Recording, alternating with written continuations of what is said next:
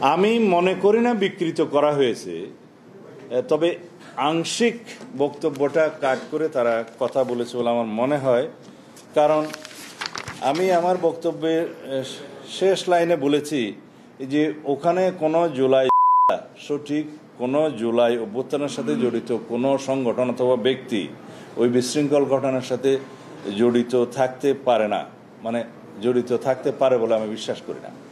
আপনারা নিশ্চয়ই দেখেছেন, কয়েকটা ভিডিওতে আমি দেখেছি, একটা ছেলে জুলাই নামে একটা গেঞ্জি গায়ে দেওয়া ছিল, তারা একটা পুলিশের নিজে নিজেই সরাচ্ছে এবং দফাস করে পড়ে যাচ্ছে একটা ইটের উপরে নিজে নিজে, এবং শেষে কয়েকজন ধরে বলল যে এই হয়েছে সেই হয়েছে।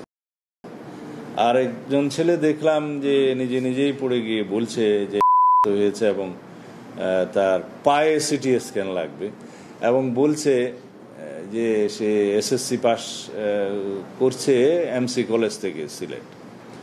তো এই বক্তব্যগুলো আসলে বয়সের কারণে অনেকে আবেগে হয়তো অনেক কথা বলেছে, আমি সেটা নিয়ে করতে চাই না।